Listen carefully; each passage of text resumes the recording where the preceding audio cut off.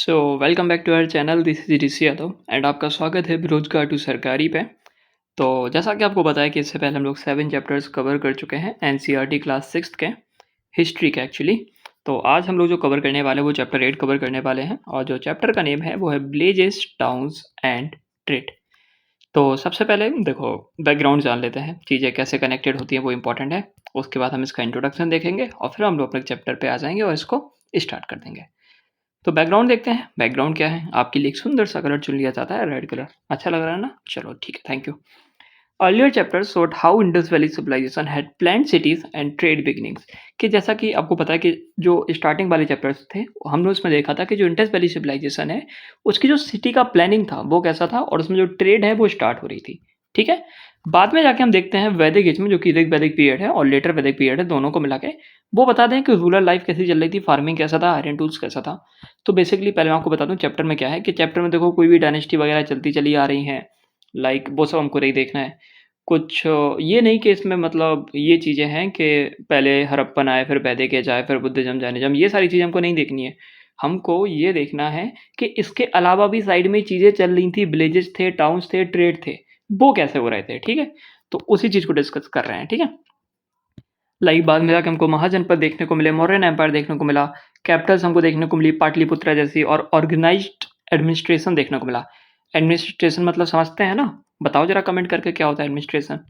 अब ये भी कमेंट नहीं कर पाए तो थोड़ा थोड़ा लालच है अपन दोनों पे। ठीक है। अशोका रेन की अगर बात करें तो highlighted welfare trade routes and spread of Buddhism. जो अशोका का रेन था, रेन मतलब ये होता है कि जब वो राज कर रहे थे उस टाइम पे, तो वो बताते हैं कि ट्रेड रूट्स के बारे में हाईलाइट करते हैं कि कहाँ से कैसे ट्रेड हुआ करता था। और सबसे इंपॉर्टेंट जो हमको देखने को मिलता है अशोका के टाइम पे कि वो बुद्धिज्म को कैसे स्प्रेड कर रहे थे। पर सर अशोका के बारे में तो चैप्टर 7 में था ही नहीं, बट हम लोग डिस्कस किए थे ना, तो पुराना वीडियो देखेंगे तो आपको सारी चीज़ें क्लियर हो जाएंगी। द पोस्ट मॉडर्न पीरियड ये है कि बेसिकली जब मौर्य डायनेस्टी के बाद का जो पीरियड है, लाइक मौर्य डायनेस्टी के पहले का जो पीरियड होता है उसे बोलते हैं प्री मौर्यन। जो मौर्यन डायनेस्टी के बाद का होगा उसे बोलेंगे पोस्ट मौर्यन। तो पोस्ट मौर्यन पीरियड है वो आपको बताता है कि रीजनल किंगडम्स उस टाइम पे उठने लगे।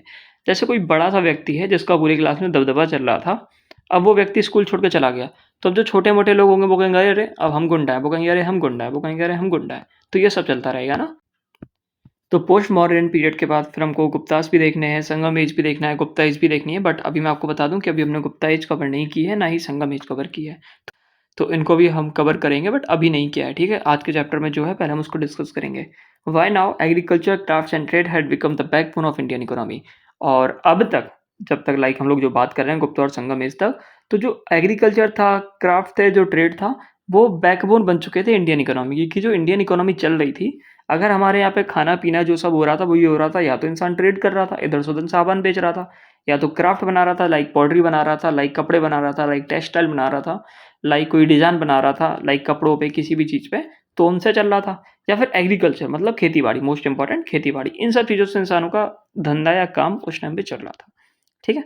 This chapter brings them together, और ये चैप्टर उन सारी चीज़ों को साथ मिलाता है, बताता है कि विलेजेस टाउन्स और क्राफ्ट और trade and sources build India's economic and social structure. कि कैसे विलेजेस ने, टाउन्स ने, क्राफ्ट्स ने, ट्रेड ने और जो सोर्सेस हैं इन सब ने कैसे हमारे सोशल स्ट्रक्चर को बनाया, इंडिया के इकोनॉमिक और सोशल स्ट्रक्चर को बनाया। ठीक है। तो उम्मीद है बैकग्राउंड आपको क्लियर हो गया होगा। अब हम देख लेते हैं कि चैप्टर में हम लोग क्या देखने वाले हैं। तो चैप्टर में हम देखेंगे एंशिएंट इंडिया इकोनॉमी। वो जो पूरी की पूरी बेस्ड थी वो एग्रीकल्चर, क्राफ्ट और ट्रेड पे बेस्ड थी। उसके बारे में हम लोग जानेंगे कैसे बेस्ड थी भाई, बेस्ड थी। Okay. Most people lived in village. जैसा कि आपको पता है कि ज़्यादातर लोग गांव में रहते थे, और वो डिपेंड किस पे करते थे, फार्मिंग पे डिपेंड करते थे, जैसा कि अभी मैं आपको ऊपर बताया। टाउन्स की अगर बात करें जिनको नगर बोला करते थे, वो grew as a centre of administration, religion and commerce.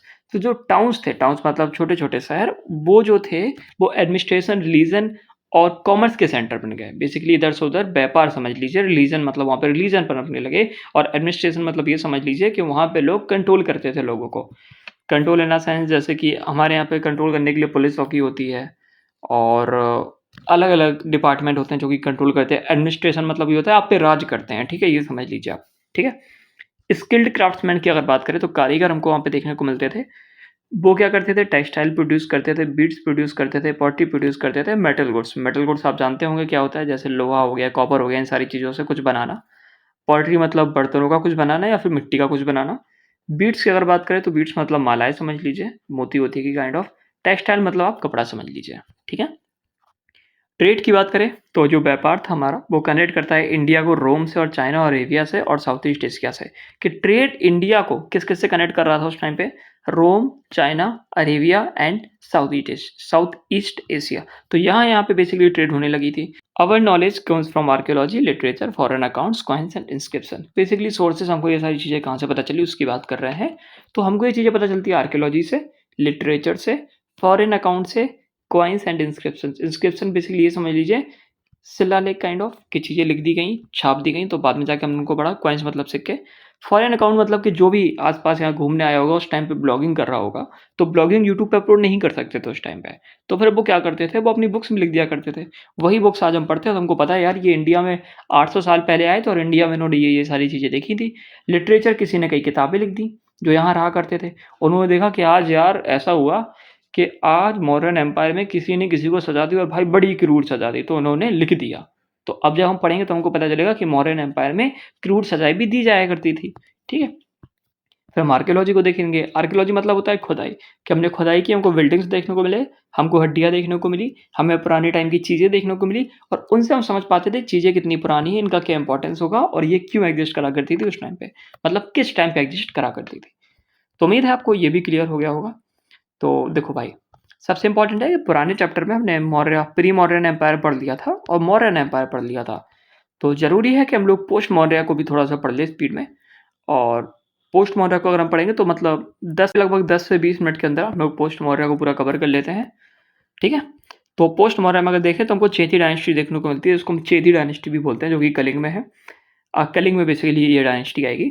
Rulers की जो बात करें वो खारवेला होते हैं, फर्स्ट सेंचुरी बीसी इनका टाइम पीरियड है, याद रखिएगा।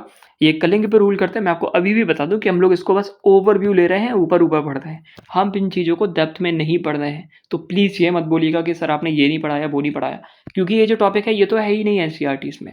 बट हम इसलिए पढ़ रहे हैं ताकि हमको एक अंडरस्टैंडिंग क्रिएट रहे, ठीक है? तो इन्होंने कलिंगा पे रूल किया, जो कि आज का मॉडर्न ओडिशा है। हम लोग कई बार डिस्कस कर चुके हैं। ये जो फेमस है वो इसलिए फेमस है क्योंकि इन्होंने पैट्रनाइज़ किया था जैनिज़्म को। क्योंकि इन्होंने जैनिज़्म को पैट्रनाइज़ किया था, मतलब जैनिज़्म को सपोर्ट किया था। ये चीज़ है, समझ गए ना आप? उसके बाद अगर बात करें expand empire towards Deccan and north India, तो ये दक्कन की तरफ भी जाते हैं प्लस ये नॉर्थ इंडिया की तरफ भी जाते हैं। अच्छा, उड़ीसा की लोकेशन कहाँ है यहाँ पे? यहाँ है या फिर यहाँ है? फर्स्ट, सेकंड, थर्ड कमेंट करके बताइए। Okay? Promoted art, culture, irrigation and public works. इन्होंने प्रमोट किया आर्ट को, कल्चर को, इरिगेशन को, पब्लिक वर्क को। इरिगेशन बेसिकली क्या होता है कमेंट करके बता दीजिए। सिंचाई वगैरह अगर आप जानते होंगे, पानी से रिलेटेड कोई भी काम उन चीज़ों में होता है, उसको बोलते हैं इरिगेशन। अब जो कोई भी छोटा-सा भी अगर कठिन वर्ड आएगा या थोड़ा हार्ड वर्ड होगा तो मैं उससे पूछ लूँगा, आप उसका कमेंट कर दिया करिए। क्योंकि कुछ हिंदी मीडियम वाले स्टूडेंट्स होते हैं जिनको प्रॉब्लम होती है समझने में, और अगर मैं उनका हिंदी नहीं लिख पाऊँगा तो आप लोग कमेंट कर दिया करिए, मैं आपसे टाइम टू टाइम पूछता रहूँगा। ठीक है? तो सोर्सेस सबसे इम्पोर्टेंट देखो भाई ये है कि हमको, मैं आपको बता दूँ कि जब मैं बोल देता हूँ कोई चीज़ इम्पोर्टेंट है, तो याद रखिए कि इन चीज़ों को हम लोग को नहीं भूलना होता है। तो हाथी गुम्फा इससे बहुत इम्पोर्टेंट हो जाती है, जो हमको उदयगिरी हिल्स उड़ीसा में देखने को मिलती है। ठीक है? Main evidence of his rule, और ये बताती है main evidence of his rule कि इन्होंने कैसे रूल किया होगा, क्योंकि इनकी जितनी भी इन्फॉर्मेशन है वो हमको यही देखने को मिलती है। अब अगर आप ये सोच रहे हैं कि सर हम हाथी गुम्फा, अगर आपने इम्पोर्टेंट बताया तो ये बता दीजिए हाथी गुम्फा को उदयगिरी हिल्स में ये कैसे याद करेंगे? तो देखो हाथी ऊँचा होता है, हाँ सर ऊँचा होता है। ऊँचा होगा तो उदय करेगा, सीधी बात है उदय करेगा, और हिल्स भी ऊँचे हैं तो याद कर लीजिए कि जो हाथी होगा वो कहाँ देखने को मिलेगा? उदयगिरी में देखने को मिलेगा। कभी नहीं भूलेंगे, कभी भी ऑप्शन आएगा आप कर पाएँगे। तो जैसा कि मैंने बोला था इम्पोर्टेंट है, तो फिर मैंने यहाँ पे हाथी गुम्फा इंस्क्रिप्शंस के बारे में भी थोड़ा लिख दिया है। देख लीजिए, या जो हाथी गुम्फा इंस्क्रिप्शंस हैं वो हमको प्राकृत और ब्राह्मणी स्क्रिप्ट में देखने को मिलते हैं। ये ऑटोबायोग्राफिकल हैं, इंस्क्रिप्शन है किसके? खारवेला के। तो जो खारवेला है वो अपने बारे में जो चीज़ें लिखते हैं वो हमको यहाँ देखने को मिलती हैं। ऑटोबायोग्राफी मतलब होता है कि जो इंसान अपनी खुद की कहानी खुद से लिखे, ठीक है? उसको बोलते हैं। बायोग्राफी होता है जो कोई भी लिख सकता है। ऑटोबायोग्राफी होता है कि जब खुद की दास्तान आप अपने शब्दों से बयाँ करें, तो उसको ऑटोबायोग्राफी बोलते हैं। तो ये जो डिस्क्राइब करते हैं अपने ऑटोबायोग्राफी में, वो डिस्क्राइब करते हैं इनके अर्ली लाइफ को और इनके कोरोनेशन। कोरोनेशन बेसिकली मतलब होता है ताजपोशी, है ना? मिलिट्री कन्क्वेस्ट अक्रॉस इंडिया, के पूरे इंडिया में ये लोग कहाँ-कहाँ जीते, अपनी मिलिट्रीज़ है, कैसे-कैसे इन्होंने अटैक करे, अपनी वाहवाही चीज़ें यहाँ पे लिख देते हैं। पब्लिक वेलफेयर वर्क, इन्होंने लोगों के लिए क्या-क्या काम किए, इन्होंने कैनाल्स बनाए, गार्डन्स बनाए, बिल्डिंग्स बनाई। कैनाल्स क्या होते हैं, गार्डन्स क्या होते हैं, बिल्डिंग्स क्या होते हैं, आपको सारी चीज़ें समझ में आ रही होगी। फिर भी कैनाल्स मतलब नहर, गार्डन मतलब गार्डन्स और बिल्डिंग्स मतलब कोई भी बिल्डिंग, क्योंकि इनका हिंदी मीनिंग देखेंगे तो दिक्कतें हो जाएँगी ना। पैट्रनेज ऑफ जैनिज़्म, ये जैनिज़्म को पैट्रनेज करते हैं, जैसा कि अभी हम ऊपर पढ़े थे। और जैनिज़्म को पैट्रनेज मतलब करना है कि इन्होंने जैनिज़्म को उस टाइम पे सपोर्ट किया। Brought back Jain idols from Magadh, कि जो मगध में हमको जैन आइडल्स देखने को मिलते थे, वो ये यहाँ से उठा लाए, ठीक है? मतलब वापस ले आए। इम्पोर्टेंस की अगर बात करें तो only detailed source about Kharavela and Kalinga history. अगर आपको ये सोच रहे हैं कि सर कौन से उठा लाए, कहाँ से उठा लाए, तो मैं बोल रहा हूँ कि अभी हमने इन चीज़ों को डेप्थ में नहीं पढ़ा है और ना ही हम डेप्थ में कवर कर रहे हैं। हम बस इनको ऊपर-ऊपर देख लें ताकि हमको कुछ चीज़ें इंपॉर्टेंट याद बनी रहे। इम्पोर्टेंट क्यों है भाई? क्योंकि ये अकेला डिटेल्ड सोर्स है जो कि बताता है खारवेला के बारे में और कलिंग की हिस्ट्री के बारे में। ठीक है? बट इसमें सारी चीज़ें नहीं लिखी हैं। ठीक है? Helps reconstruct post modern history of Orissa, कि उड़ीसा में जो पोस्ट मॉडर्न वाली हिस्ट्री थी उसमें क्या हुआ, वो सारी चीज़ें हमको यहाँ से पता चल जाती हैं। कहाँ से पता चल जाती हैं? हाथी गुम्फा इंस्क्रिप्शन से। हाथी गुम्फा कहाँ पे? उदयगिरी में है। ठीक है? याद हो गया? लिमिटेशंस की बात करें कि भाई इसके अलावा कोई और सोर्स है ही नहीं। इस वजह से जो कलिंग की हिस्ट्री है वो थोड़ी अनक्लियर रहती है। हमको सारी चीज़ें पता नहीं है क्योंकि यहाँ पे सारी चीज़ें लिखी ही नहीं है। इस बात को समझिए। ठीक है? मौर्यंस का एंड कैसे हुआ? बिगिनिंग ऑफ शुंगास, क्योंकि आपको पता है कि पुष्यमित्र शुंग ने लास्ट रूलर की डेथ कर दी थी, मतलब उनको असैसिनेट कर दिया था, उनको खत्म कर दिया था। तो कौन थे लास्ट रूलर मौर्यन एम्पायर के? आप कमेंट करके बता दीजिए। अच्छा, यहाँ पे लिखा हुआ है, ठीक है। तो लास्ट जो मौर्यन एम्पायर रूलर थे वो थे बृहदत्त मौर्य, ठीक है। जो पुष्यमित्र शुंग थे, अच्छे से याद रखिए, ब्राह्मण कमांडर इन चीफ, सेनापति थे मौर्यन आर्मी में। ये किल कर देते हैं, मतलब डेथ कर देते हैं किसकी? बृहदत्त मौर्य की। कब? 185 बीसी में during a military parade. Military parade के टाइम पे ये डेथ कर देते हैं। बाकी हमको चीज़ें डीप में इतनी नहीं जाननी है, बस आपको ये याद रखना है कि पुष्यमित्र शुंगा ही बृहदत्त मौर्य की डेथ कर देते हैं। इससे ज़्यादा हमको नहीं जानना है, ठीक है, या इनको किल कर देते हैं। फाउंडेड द शुंग डायनेस्टी, और ये शुंग डायनेस्टी की बेसिकली नींव रखते हैं, कब रखते हैं? 185 बीसी में, ठीक है। इंपॉर्टेंट है, याद रखेंगे। इंपॉर्टेंट है मतलब इंपॉर्टेंट है, इसको नहीं भूलेंगे, ओके। सिग्निफिकेंस की बात करें तो यहाँ पे हमको पता चलता है कि जो मौर्यन एम्पायर है, मौर्यन डायनेस्टी, वो एकदम खत्म हो गई है और बेसिकली खत्म ही हो गई है। रिवाइवल ऑफ ब्राह्मिकल ट्रेडिशन, जैसा कि आपको पता है कि पहली बार ऐसा हुआ था कि जो ब्राह्मण्स के अलावा भी कोई डायनेस्टी रूल कर रही थी, मतलब पहले के टाइम पे। तो अब ये दोबारा से ब्राह्मिकल ट्रेडिशन वापस आ जाते हैं, जैसे अश्वमेध यज्ञ, ये सारी चीज़ें। अच्छा, कौन सी ऐसी डायनेस्टी थी जो सबसे पहले रूल कर रही थी जो कि ब्राह्मिकल नहीं थी? बताओ कमेंट करके। मतलब जो ब्राह्मिन्स वाली सारी चीज़ें थी वो उन्होंने सारी हटा दी थी। कौन सी डायनेस्टी थी? हम लोग डिस्कस कर चुके हैं। Patronise Sanskrit literature, art and architecture. तो इन्होंने पैटर्नाइज करके रखा संस्कृत लैंग्वेज को, संस्कृत लिटरेचर्स को, आर्ट को और आर्किटेक्चर को, कि संस्कृत के जितने भी लिटरेचर्स हैं, अच्छे-अच्छे सोर्सेज़ हैं जिनमें हमको अच्छी-अच्छी चीज़ें जानने को मिलती हैं, उनको इन्होंने बचा के रखा। आर्ट को इन्होंने बचा के रखा और उस टाइम का आर्किटेक्चर को भी पैटर्नाइज मतलब ज़्यादा सपोर्ट किया। ठीक है? पुष्यमित्र शुंगा के रूल की अगर बात करें, कुछ की पॉइंट्स हैं, इंपॉर्टेंट है, याद रखेंगे। इन्होंने डिफेंड किया north India against Indo Greek invasion, कि जब इंडो ग्रीक थे, अब देखो अच्छे समझते हैं कि नॉर्थ इंडिया में जब इंडो ग्रीक्स आए तो उनके इन्वेजन्स को फेल किया। किसने फेल किया? पुष्यमित्र शुंगा ने, कि पुष्यमित्र शुंगा ने उन लोग को अंदर नहीं आने दिया। इस वजह से हम इनके बारे में पढ़ रहे हैं। अब कोई व्यक्ति कुछ इंपॉर्टेंट करेगा ही नहीं हिस्ट्री में, तो हम उसके बारे में क्यों ही पढ़ेंगे? ठीक है। Patronise Sanskrit drama and learning, Kalidasa work flourished later under Shungas. ठीक है। पैटर्नाइज संस्कृत ड्रामा, संस्कृत के जो ड्रामा और लर्निंग थी जो कि कालिदास के काम थे, उनको भी उन्होंने पैटर्नाइज करके रखा।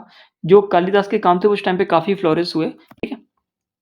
जो कालिदास के जो वर्क हैं, वर्क्स मतलब होता है कि इन्होंने जो भी चीज़ें बनाई, देखो एक वर्क होता है काम करना और उसमें एस लग जाता है, तो मतलब ये होता है कि किस इंसान ने जो मतलब लिखावटें लिखी, कोई उनकी बुक्स या कोई भी चीज़ हो गई, तो उनको वर्क्स बोलते हैं कि उन्होंने क्या-क्या काम किए। काम किए इन अ सेंस मतलब क्या-क्या लिखा, ठीक है? तो कालिदास के जो वर्क्स हैं वो भी हमको देखने को मिलते हैं लेटर शुंगास के अंडर पे। जो कालिदास के वर्क्स हैं वो भी फ्लरिश्ड होते हुए हमको देखते हैं शुंगास में, मतलब कुछ समय बाद लेटर शुंगास के टाइम पे, ठीक है? Built Buddhist stupas and also promoted Hinduism. तो बेसिकली ये जो है, ये बुद्धिस्ट स्टूपास को भी बनाया करते थे, प्रमोट किया करते थे हिंदुइज्म को। शुंगा की एक बात और करें तो भाई इन्होंने बुद्धिस्ट स्टूपास बनाए, बट कुछ लोग ये बोलते हैं कि नहीं नहीं, ये बुद्धिस्ट को या बुद्धिज्म को ज़्यादा सपोर्ट नहीं किया करते थे। इस पे डिबेट वाली बातें अलग हैं। लाइक ये मुझे मेंशन देखने को मिला तो फिर मैंने यहाँ पे मेंशन कर दिया, ठीक है। बाकी अगर आपको बात बताएं तो ये प्रमोट करते थे हिंदुइज्म को, ठीक है। तो ये स्टार्ट कर देते हैं शुंगा आर्ट स्टाइल, और इनका जो फेमस है वो हमको देखने को मिलता है भरूच में, और जो भरूच है वो कहाँ पे है? सतना, मध्य प्रदेश। इंपॉर्टेंट है, याद रखेंगे, ठीक है। अगर कोई पूछे कि शुंगा आर्ट स्टाइल हमको कहाँ देखने को मिलती है, तो सतना मध्य प्रदेश, और वहाँ पे भी क्या? भरूच, ठीक है। क्विक एग्जाम थिंग्स की अगर बात करें तो छेदी या जो खारवेला है उनसे हाथी गुम्फा इंस्क्रिप्शन से हमको सारी चीज़ें जानने को मिलती है क्योंकि वो एक अकेला सोर्स है। लास्ट मौर्य रूलर की बात करें तो वो बृहदत्त मौर्य थे। पुष्यमित्र शुंगा की बात करें तो इन्होंने बृहदत्त को मारा और शुंगा डायनेस्टी की स्थापना कर दी। ओके, अब ये है पोस्ट मॉडर्न एम्पायर। ठीक है, तो जैसा कि मैंने आपको बताया था कि जैसे ही मौर्यंस ख़त्म होने लगे थे तो छोटे मोटे किंगडम्स थे वो राइज करने लगे थे। तो उन छोटे मोटे किंगडम्स में बेसिकली हम लोग जो डिस्कस करते हैं उनको हम पोस्ट मॉडर्न पीरियड में डिस्कस करते हैं। और अगर ठीक से देखा जाए तो मेजरली हमको 3 प्लेसेस पे देखने को मिलते हैं। एक नॉर्थ और सेंट्रल इंडिया पे और सेंट्रल इंडिया पे। दूसरे जो हमको मिलते हैं वो फॉरेन रूलर्स मिलते हैं जो कि कहाँ से आ रहे थे, नॉर्थ वेस्ट से आ रहे थे इंडिया में। और थर्ड जो होते हैं वो साउथर्न किंगडम होते हैं जिसको हम लोग साउथ इंडिया बोलते हैं। ठीक है, यहाँ पे आप साफ साफ देख सकते हैं after the fall of Mauryan empire 185 BC India saw the rise of multiple dynasties broadly divided into, कि टोटल यहाँ पे बहुत सारी डायनेस्टीज हमको देखने को मिलती है। और पोस्ट मॉडर्न जो पीरियड हम जिसको कंसीडर करते हैं वो इसका टाइम पीरियड है, इसको याद रख लीजिएगा 185 BC से लेके 300 CE। एक बात और, ये BC से लेके 300 CE तक लगभग कितने साल हो जाएंगे जरा कमेंट करके बताओ, how many years. Okay, native rural की अगर बात करें तो नेटिव रूरल में सबसे पहले हम लोग उन रूरल्स को देख रहे हैं जो कि नॉर्थ और सेंट्रल इंडिया के, ठीक है, इंपॉर्टेंट है। तो नेटिव रूरल में सबसे पहले तो हमको सुंगाई डायनेस्टी देखने को मिली, क्योंकि जब मौर्यन डायनेस्टी खत्म हुई तो कौन आए थे, सुंगास आए थे। तो सुंगास के बारे में पढ़ लेते, वैसे तो ऊपर हम पढ़ चुके हैं बट स्टिल हम इसको डिस्कस करेंगे। जो सुंगा डायनेस्टी का टाइम पीरियड है वो है 185 BC से लेकर 73 BC तक। फाउंडर आपको याद हो गए होंगे पुष्यमित्रा शुंगा, और ये ब्राह्मण जनरल थे, किसके, मौर्यन आर्मी में ब्राह्मण जनरल थे। ठीक है, कैपिटल क्या थी, पाटलिपुत्रा कैपिटल थी। की पॉइंट्स की अगर बात करें इनके बारे में कुछ इंपॉर्टेंट चीज़ें, तो इम्पॉर्टेंट है तो क्या ऐसा बना दे, सुंदर लगेगा, चलो बताओ बेटा। मतलब प्यारे भाइयों, किल्ड बृहदत्त मौर्य, इन्हें बृहदत्त मौर्य की डेथ की, जो कि कौन है, लास्ट रूलर थे। Okay, ruled Magadh and central India, central India और मगध पे रूल करते हैं, ये भी आपको पता है। इन्होंने अश्वमेध यज्ञ कराए, रिवाइवल ऑफ ब्राह्मणिज्म। अब देखो भाई, रिवाइवल हमने इसको क्यों लिखा, क्योंकि ब्राह्मणिज्म वाली जितनी भी चीज़ें थी वो सारी की सारी बंद हो गई थी। ब्राह्मण्स को कोई बेसिकली सपोर्ट नहीं कर रहा था। अगर आप अशोका को भी देखेंगे तो बुद्धिज्म और जैनिज्म जैसी चीज़ों को सपोर्ट कर रहे थे, जितने भी रूलर्स थे सब वही कर रहे थे। अशोका मेनली बुद्धिज्म को सपोर्ट कर रहे थे, कोई भी ऐसी ब्राह्मण रिचुअल्स को सपोर्ट नहीं कर रहा था। तो हम देखेंगे दोबारा से ये जो ब्राह्मिकल चीज़ें हमको दिखने लगी। ओके, तो इस टाइम पे हमको पतंजलि, महावत्स भी देखने को मिलते हैं। इनके टाइम पीरियड में बेसिकली पोस्ट मॉडर्न की हम लोग बात कर रहे हैं। और फेस्ड इंडो ग्रीक इन्वेजन, कि इनके टाइम पे हमको इन्वेजन भी देखने को मिलते हैं, किनके, इंडो ग्रीक्स के। ठीक है, लास्ट रूलर की अगर बात करें तो इनके जो लास्ट रूलर थे वो कौन थे, देवाभूति, किल्ड बाय मिनिस्टर। इनको किसने मारा था, वासुदेव कन्वा ने। वासुदेव कन्वा किसको मार देते हैं, देवभूति को मार देते हैं। ठीक, और वहां से कौन सी डायनेस्टी बचाते हैं, कन्वा डायनेस्टी बचाते हैं। ठीक है, आपको चीज़ें क्लियर हो गई, उम्मीद है आपको क्लियर हो गई होंगी। सर हम कैसे याद करें कि जो वासुदेव कन्वा हैं इन्होंने ही देवभूति को मारा था। तो ऐसे याद कर सकते हैं कि जो वासुदेव हैं वो स्वयं कृष्ण हैं और कृष्ण एक देव हैं। तो आप ऐसे याद रिलेट करके कर सकते हो कि जो वासुदेव हैं वो देव को मारेंगे। ठीक है, कन्वा डायनेस्टी की बात करते हैं तो इसका जो टाइम पीरियड है वो 73 BC से लेकर 28 BC तक है। फाउंडर इनके वासुदेव कन्वा थे। और इन्होंने किसको मारा था अभी कमेंट करके जल्दी से बता दीजिए। कैपिटल की बात करें तो पाटलिपुत्र हो जाती है। की पॉइंट्स अगर देखें तो सक्सीड शुंगास इन मगध, के जो शुंगा थे ना, जो पुष्यमित्र शुंगा बाई डायनेस्टी थी, उनको हरा के ये मगध में राइज कर जाते हैं। आपको पता है अभी हम ऊपर डिस्कस करके आए। रूल्ड फॉर 45 ईयर्स, कितने समय तक रूल करते हैं, पूरे 45 सालों तक। वीकेंड बाय सत्यवाहनास एक्सपेंशन, जो सत्यवाहनास थे वो एक्सपेंड कर रहे थे अपनी टेरिटरी को, उस वजह से ये क्या हो गए, इस वजह से वीक हो गए। अब ऐसा भी आएगा कि सत्यवाहन है इनको कैप्चर करके इनको अपने में बसा लेंगे। देखो अभी डिस्कस करेंगे, टेंशन मत लो। नो मेजर अचीवमेंट रिकॉर्डेड, इन्होंने जीवन में कुछ मेजर करा ही नहीं। अगर देखा जाए अचीवमेंट्स में तो इन्होंने कुछ ऐसा अचीव नहीं किया कि जिसको हम लोग पढ़े यहाँ पे। ठीक है, डिफीटेड बाय सत्यवाहनास, के सत्यवाहनास के द्वारा ये हारे गए, जैसा कि मैंने आपको बताया था। अब्जॉर्ब्ड इनटू दैम, कि मान लो यहाँ पे इनकी टेरिटरी थी और सत्यवाहनास बढ़ते बढ़ते और आराम से इनको भी ले गए, ये समझ लीजिए। अब सतवाहना डायनेस्टी की अगर टाइम पीरियड की बात करें तो ये हो जाएगा 1st सेंचुरी से लेकर 2nd सेंचुरी सी। सर आप ये जो टाइम पीरियड बता रहे हैं क्या ये इंपॉर्टेंट है, तो देखो मैं आपको बता दूं कि जीवन में कुछ भी भूल जाना, ये जो टाइम पीरियड्स वाली चीज़ें हैं और इनके जो अचीवमेंट्स होते हैं उनको नहीं भूलते हैं। ठीक है, सत्यवाहनास चलो पढ़ लेते हैं। सत्यवाहनास की जो डायनेस्टी थी ये बेसिकली इसका टाइम पीरियड देखेंगे तो 1st सेंचुरी BC से लेकर 2nd सेंचुरी सी तक रहा। तो ये हमारे लिए इंपॉर्टेंट है, इसको याद रखेंगे। ऑल्सो कॉट अंधरास, इनको क्या बोलते थे, अंधरास बोलते थे। तो कैपिटल की अगर बात करें तो कैपिटल इनकी थी परिस्थाना, जो कि पैटर्न महाराष्ट्र में है। टाइटल इनको एक दिया गया था लॉर्ड ऑफ दक्षिण पथ, कि जो दक्षिण पथ है वहाँ पे इनको कोई हरा नहीं पाता था, इसलिए इनको लॉर्ड ऑफ दक्षिण पथ भी बोलते थे। अब दक्षिण कौन सी डायरेक्शन होती है ज़रा कमेंट करके बता दीजिए। की रूल की अगर बात करें तो यहाँ पे गौतम पुत्र सतकर्णी हमको देखने को मिलता है। उनका टाइम पीरियड क्या है, 1st सेंचुरी से लेकर 2nd सेंचुरी। अब मैं अगर आपसे बोलूँ कि इंपॉर्टेंट है तो प्लीज़ प्लीज़ प्लीज़ इसको याद रख लीजिएगा, इसको मत भूलिएगा, ओके। बाकी दूसरा कलर ले लेते हैं। सोर्सेज की बात करें तो हमको नासिक और जो नानागढ़ इंस्क्रिप्शन है वहाँ से ये सारी इन्फॉर्मेशन देखने को मिलती हैं। की पॉइंट्स की बात करें तो expand empire from Maharashtra to Andhra and MP, कि महाराष्ट्र से लेके आंध्र प्रदेश और मध्य प्रदेश तक ये सारा का सारा अपना क्या करते हैं, ये जो इनकी डायनेस्टी है उसको एक्सपेंड करते हैं। इनको बोला जाता है डिस्ट्रॉयर, किसका, साकाश का, यवनाश का और पहलवास का। सर डिस्ट्रॉयर क्यों बोला जाता है, मतलब ये है कि इन्होंने इन सबको खत्म कर दिया होगा। ऑब्वियस रीजन है, इसमें कुछ ऐसा नहीं है कि आपको अलग से बताया जाए। Issued lead coins with ship symbol, trade importance, इन्होंने इशू करे, इशू मतलब होता है कि इन्होंने स्टार्ट किया या चलाना स्टार्ट करे कौन से कॉइन्स, तो इन्होंने स्टार्ट करे सिप सिंबल वाले कॉइन्स। जो कॉइन्स होते थे उनमें सिप बना रहते थे, जहाज वगैरह, और वो बताते थे किसका इंपॉर्टेंस, ट्रेड का इंपॉर्टेंस बताते थे। ठीक है, देखो भाई इन्होंने ब्राह्मणिज्म उसको तो सपोर्ट किया, बट ये जो जमीन है वो बुद्धिस्ट लोगों को भी दिया करते थे। ठीक है, ये भी इंपॉर्टेंट है, ये दोनों चीज़ों को सपोर्ट कर रहे थे अगर ठीक से देखोगे। देखो ब्राह्मणिज्म को तो सपोर्ट कर ही रहे हैं, but also give lands grant to Buddhist, okay. Role in linking north south trade, कि जो देखो पहली बात तो इन्होंने एक्सपेंड करा, ये देख रहे हो, तो अब ये भैया नॉर्थ और साउथ दोनों जगह ट्रेड कर पाए थे, क्योंकि यहाँ पे उन्होंने पूरा एक्सपेंड कर लिया था ना। देखो अगर ठीक से देखो तो महाराष्ट्र हमको यहाँ देखने को मिलेगी, एमपी यहाँ देखने को मिलेगा, है ना। तो अब जो हम लोग बात कर रहे हैं, हम लोग फॉरेन रूलर्स की बात कर रहे हैं, तो इंडो ग्रीक्स हमको देखने को मिलते हैं, जिनको हम लोग क्या बोलते हैं, बैक्टीरियन ग्रीक्स बोलते हैं। टाइम पीरियड 200 BC से लेकर 10 सी। अभी हमने ऊपर पढ़ा था कि इस टाइम पीरियड पे कोई और भी रहता था, और इसी टाइम पीरियड पे इंडो ग्रीक बेसिकली इन्वेड करते थे। तो यही वो इंडो ग्रीक हैं जो इन्वेड कर रहे थे। अब ये बताओ जरा किसको इन्वेड कर रहे थे, सुंगर डायनेस्टी के टाइम की बात कर रहा हूँ मैं। ठीक है, उम्मीद है आपको समझ में आ गया होगा। रीजन की अगर बात करते हैं तो रीजन हमको यहाँ पे देखने को मिलेंगे, वो मिलेंगे नॉर्थ वेस्ट इंडिया, जिसमें पंजाब, गंधार और तक्षशिला जैसे हमको शहर देखने को मिलेंगे, या फिर एरियाज देखने को मिलेंगे। की रूलर्स की बात करें तो हमको आप यहाँ पे मैंडियर देखने को मिलेंगे, जिनका नाम मिलंद था। इनका जो टाइम पीरियड है वो है 165 से लेके 145 BC। अगर कोई पूछे कि यार इंपॉर्टेंट है तो मैं उनसे यही कहूँगा कि हाँ ये जो चीज़ है ये थोड़ी इंपॉर्टेंट है और इसको हम नहीं भूलेंगे, ओके। आगे देखते हैं। सोर्सेज की अगर बात करें तो हमको मिलिंद पानो, जो कि dialogue between Buddhist monk, Nagasena. तो देखो भाई ये जो हमको चीज़ें जानने को मिली, कहाँ से जानने को मिली, वो हमको जानने को मिली मिलिंद पानो से। और मिलिंद पानो बेसिकली क्या, अगर कोई आपसे पूछे तो मिलिंद पानो एक डायलॉग है बिटवीन बुद्धिस्ट मॉन्क नागासेना। यहाँ पे हमको जो इंट्रोडक्शन देखने को मिलता है वो हमको हेलिसेंट्रिक आर्ट का इंट्रोडक्शन देखने को मिलता है, फ्यूजन विद इंडियन और इंडिया के साथ देखने को मिलता है। और यहाँ से हमको कौन सी आर्ट देखने को मिलती है, गंधार आर्ट देखने को मिलती है। ठीक है, first ruler to issue gold coin, ये पहले ऐसे रूलर थे जिन्होंने गोल्ड कॉइन्स को इशू करा, मतलब गोल्ड कॉइन्स को इन्होंने चलाया। ऐसे पहले रूलर थे, इनसे पहले कोई ऐसा नहीं था जिन्होंने गोल्ड कॉइन्स को चलाया हो। ठीक है, ये ग्रीक इन्फ्लुएंस को लेके आए इंडिया में और स्कल्पचर लेके आए, और न्यूमिस्मेटिक्स मतलब आप जानते ही होंगे, स्टडी ऑफ कॉइन्स होता है। तो कॉइन्स, स्कल्पचर्स वगैरह सारी की सारी चीज़ें ये ग्रीक की चीज़ें लेके आए, तो वहाँ से हमको ग्रीक इन्फ्लुएंस भी देखने को मिलता है इंडिया में। ठीक है, और बेसिकली किस वाले इलाके में, अभी आपको बताया दिया, देखो ये वाला इलाका ज़्यादा है। ठीक है, ये रीजन है तो यहाँ ज़्यादा हमको देखने को मिलेगा इन्फ्लुएंस। बाकी एरिया में भी देखने को मिलेगा बट उतना देखने को नहीं मिलेगा। सर जब यहीं यहाँ रहते तो बाकी एरिया में क्यों, ट्रेड वाली बात होती ना कि ट्रेड, इधर से उधर ट्रेड करोगे तो आपको हर जगह देखने को मिलेगा चीज़ें।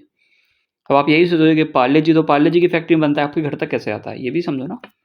Control trade routes to central Asia, कि जो सेंट्रल एशिया है वहाँ के ट्रेड रूट को ये कंट्रोल करा करते थे। मतलब ये है कि सेंट्रल एरिया से अगर किसी को ट्रेड करना है तो मोस्टली यही करा करते थे, क्योंकि उस जगह पर अगर आप ठीक से देखेंगे तो इन्हीं का दबदबा है, इन्हीं का पूरा कंट्रोल है, यही इन सारी चीज़ों को इन्फ्लुएंस कर रहे हैं। तो इसको याद रखेंगे, जो कंट्रोल करा करते थे ट्रेड रूट्स को, किसके, सेंट्रल एशिया के। The spread of Buddhism among foreigners, और इनकी वजह से जो बुद्धिज्म है वो भी स्प्रेड हुआ किसमें, फॉरेनर्स में। ठीक है, फॉरेनर्स बेसिकली क्या होते हैं आप जानते होंगे, विदेशी। साकाज जिसको हम लोग क्या बोलते हैं, सैतियंस, जो कि हमको 1st सेंचुरी BC से लेकर 4th सेंचुरी CE के बीच में देखने को मिलते हैं। तो रीजन की बात करते हैं तो रीजन हमको देखने को मिलेगा वेस्टर्न इंडिया, गुजरात, मालवा और महाराष्ट्र वाला इलाका। बाकी मैं आपको बता दूं कि मैं चीज़ों को डिटेल में नहीं कर रहा हूं, मैं बस इनको ऊपर ही ऊपर पढ़ रहा हूं ताकि आपको पता चल जाए कि जो पोस्ट मॉडर्न एम्पायर था उसमें कौन कौन सी डायनेस्टी थी, कहाँ कहाँ से उठी, बस आपको एक ओवरव्यू वाला आइडिया लग जाए। बाकी जब हम चीज़ों को डिटेल में पढ़ेंगे तो हम हर एक डायनेस्टी के बारे में और हर रूलर के बारे में हर एक इंपॉर्टेंट चीज़ देखेंगे जो हमारे एग्जाम्स में आ सकती है। ओके, अभी जो चैप्टर है वो है विलेजेस, टाउन और ट्रेड, तो उसी के ऊपर पढ़ेंगे। ठीक है, restored Sudarshana lake in Gujarat. एक सुदर्शना लेक है, उसको ये सही कराते हैं, इशू करते हैं सिल्वर कॉइन्स को, प्रमोट करते हैं Sanskrit as official language, Sanskrit को एक ऑफिशियल लैंग्वेज की तरह प्रमोट करते हैं हर जगह, पैटर्न करते हैं आर्ट और आर्किटेक्चर को, इंट्रोड्यूस करते हैं कस्टरवापा सिस्टम। ये बेसिकली होता है फेडिटरी गवर्नर वाला, कि आप किसी के बिहाफ पे कहीं और रूल कर रहे हैं, बस इतना याद रख लीजिए, ठीक है, फ्यूडेटरी गवर्नर्स। तो देखो इंपॉर्टेंट तो सारे होते हैं, बट जो पार्थियंस वाला है इनको ज़रा अच्छे से पढ़ लीजिएगा, कि जो पार्थियंस वाले हैं इनको जब हम पढ़ेंगे ना तो हम इनको ज़रा डेप्थ में पढ़ेंगे, ठीक है, ये इंपॉर्टेंट हो जाते हैं। रीजन की अगर बात करें तो हमको पंजाब और नॉर्थ वेस्ट इंडिया में देखने को मिलते हैं। की रूलर्स की अगर बात करें तो गोंडो फेरेंस हमको यहाँ पे देखने को मिलेगा। की रूलर मतलब ये होता है कि इंपॉर्टेंट रूलर, रूलर तो बहुत सारे थे, बट अगर किसी इंपॉर्टेंट रूलर की बात करें तो हमको गोंडो फेरेंस यहाँ पे देखने को मिलेंगे, ठीक है। इंपॉर्टेंस की अगर बात करें तो इनका शॉर्ट रूल था ट्रांजिशनल बिटवीन साकास एंड कुशांस, साकास और कुशांस के बीच में ये हमको देखने को मिलते हैं, कौन, पार्थियंस, ठीक है। सेंट थॉमस, जिसको Christian missionary is believe to have come during Gondophares, ये जो देख रहे हो ना गोंडो फेरेंटीज, इसी रेन मतलब होता है कि इनके टाइम पीरियड में कौन आए थे, सेंट थॉमस, जिसका नाम क्या था, ये एक क्रिश्चियन मिशनरी थे, मतलब जो क्रिश्चियनिटी को हर जगह फैला रहे थे, वो इन्हीं के टाइम पे, सेंट थॉमस, इन्हीं के टाइम पे हमको देखने को मिलते हैं, ठीक है। बाकी आगे देख लेते हैं। Control parts of Afghanistan and Punjab, अब भाई तुम वहीं पे रूल करोगे तो पंजाब और अफगानिस्तान को तो भाई देखते ही रहोगे ना, तो ये कंट्रोल करते थे अफगानिस्तान और पंजाब के ही पार्ट को। Minor contribution to Indian culture, Indian culture में इन्होंने काफ़ी कम कंट्रीब्यूशन दिया, बट बहुत कम दिया, ठीक है। इवेंचुअली अब्जॉर्ब्ड बाय कुशानास, और बाद में जाके ये भी कुशानास में मिल गए, ओके। अब हम लोग कुशानास के बारे में पढ़ लेते हैं। तो कुशांस का जो टाइम पीरियड है वो फर्स्ट से लेकर थर्ड सेंचुरी सी के बीच में। फाउंडर की बात करें तो कुजाला खडफेसिस। अगर आप ये सोच रहे हैं कि सर इतने अजीब अजीब नाम है, इन सबको याद करना पड़ेगा, इनको कैसे याद करेंगे, तो देखो मैं आपको बताऊं कि अगर आपने चीज़ें नहीं पढ़ी हैं तो आप इन चीज़ों को याद नहीं कर पाएंगे। तो सर हमने तो ये चीज़ें पढ़ी ही नहीं है, तो मैंने भी इन चीज़ों को भी नहीं पढ़ा है, अभी हम सिर्फ इनका ओवरव्यू देख रहे हैं। जब हम हर एक डायनेस्टी के बारे में डिटेल में पढ़ेंगे तो ये सारे नेम हमको याद हो जाएंगे। अभी मैं बता रहा हूँ कि मैंने ये पूरा ओवरव्यू निकाला हुआ है और इनको अभी हम डेप्थ में नहीं पढ़ रहे हैं, ठीक है, इस बात को याद रखना। तो आपको याद करने की नीड नहीं है, बस समझने की नीड है कि ये डायनेस्टी आई, फिर ये डायनेस्टी आई, इनका बस डायनेस्टी का नेम और टाइम पीरियड याद रख लोगे, मोर देन इनफ हो जाएगा, ठीक है। सबसे इंपॉर्टेंट ये क्यों हो जाती है, ये इंपॉर्टेंट इसलिए हो जाती है क्योंकि यहाँ पे हमको ग्रेटेस्ट रूलर कनिष्क देखने को मिलते हैं। अब सर ये कनिष्क इंपॉर्टेंट क्यों है, क्योंकि उन्होंने पैटर्नाइज किया था किसी चीज़ को और ऑर्गेनाइज किया था कुछ, ठीक है। चलो देखेंगे क्या किया था। फाउंडर थे कुजाला कैडेस्पिसिस, जो भी नेम है। ग्रेटेस्ट रूलर की अगर बात करें तो उनको कनिष्क फर्स्ट देखने को मिलते हैं, और कब से, 78 सी से इनका रूल स्टार्ट होता है, और ये बहुत इंपॉर्टेंट है, इसको मत भूलिएगा। कैपिटल की बात करें तो पेशावर और मथुरा कैपिटल देखने को मिलती है। स्टार्टेड द शाखा एरा 78 सी में बेसिकली शाखा एरा स्टार्ट हुआ, जो हमको कौन देखने को मिले, कनिष्क देखने को मिले, ठीक है। पैटर्न ऑफ बुद्धिज्म, बुद्धिज्म को पैटर्न करता है, और बेसिकली बुद्धिज्म में भी किसको, महायान सेक्ट को। देखो 3 सेक्ट में बेसिकली बुद्धिज्म डिवाइडेड था, अगर आपको पता होगा, हमने पढ़ा हुआ था। Organize fourth Buddhist council at Kashmir, ये जो पॉइंट है ये बहुत इंपॉर्टेंट पॉइंट है, इसको नहीं भूलेंगे हम लोग, ठीक है, बहुत ज़्यादा इंपॉर्टेंट पॉइंट है, इसको मत भूलिएगा। Supported Gandhara and Mathura school of art, कि जो मथुरा स्कूल ऑफ आर्ट और जो गांधार स्कूल ऑफ आर्ट है उनको इन्होंने सपोर्ट किया। The empire spread from central Asia to Bengal, ये जो एम्पायर था सेंट्रल एशिया से बंगाल तक पूरा फैला हुआ था, ठीक है।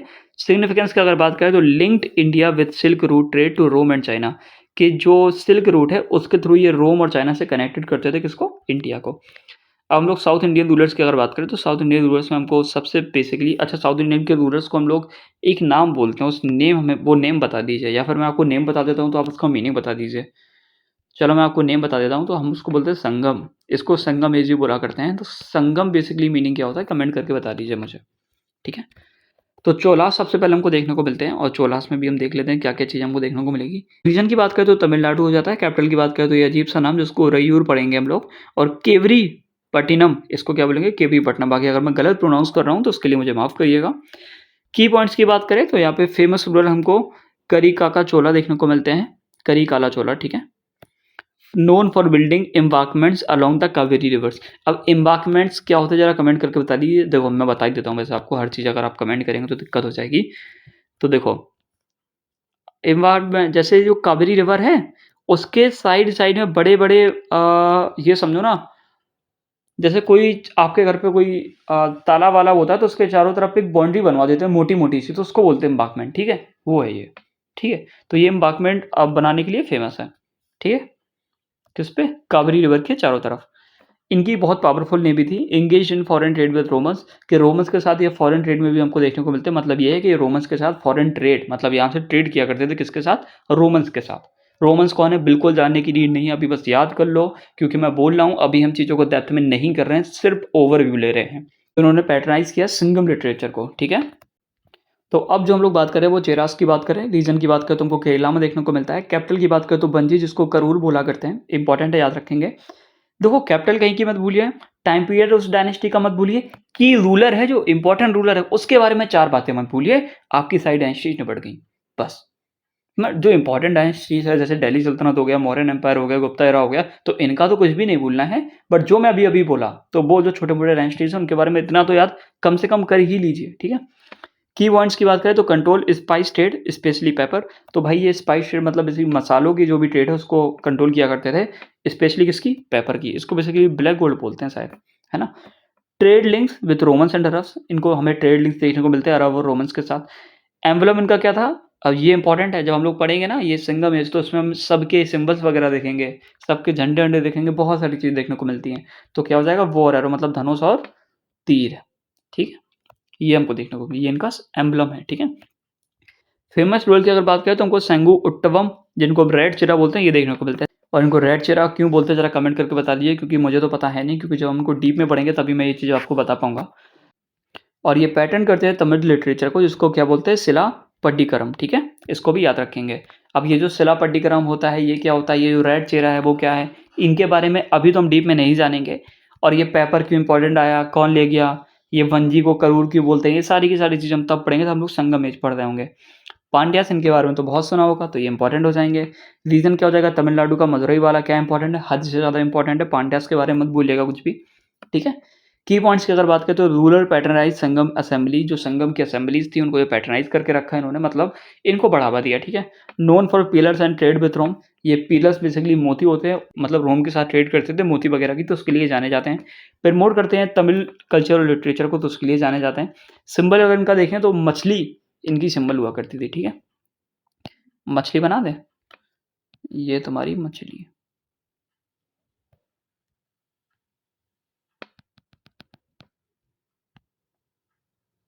ठीक। Later revived in the medieval period under Jatavarman Sundaram Pandya. तो देखो बेसिकली जो पांड्या डायनेस्टी है वो अभी यहाँ खत्म हो जाएगी, बट बाद में जाके हमको मेडिवल पीरियड में भी देखने को मिलेगी।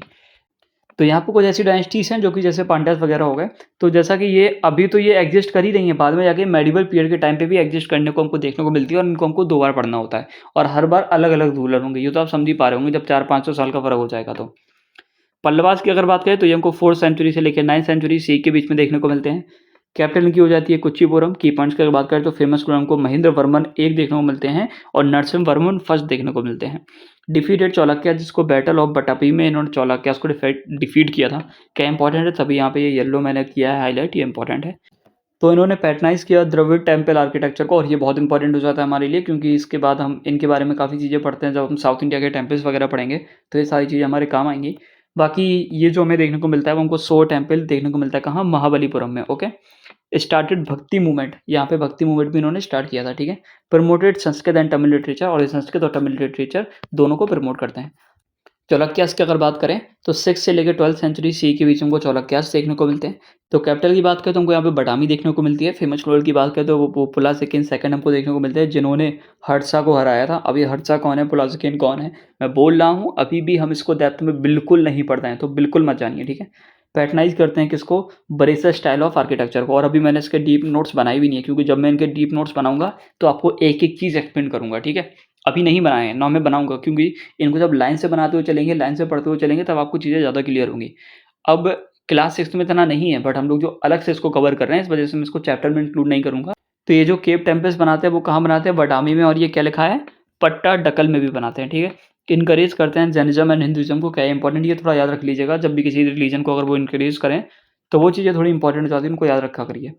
Control Deccan trade route, Deccan पे जो भी ट्रेड रूट्स हुआ करते थे उनको भी ये कंट्रोल करते थे। कौन कंट्रोल किया करते थे, जिनके बारे में पढ़ रहे, किसके बारे में, चाणक्यास के बारे में, ठीक है।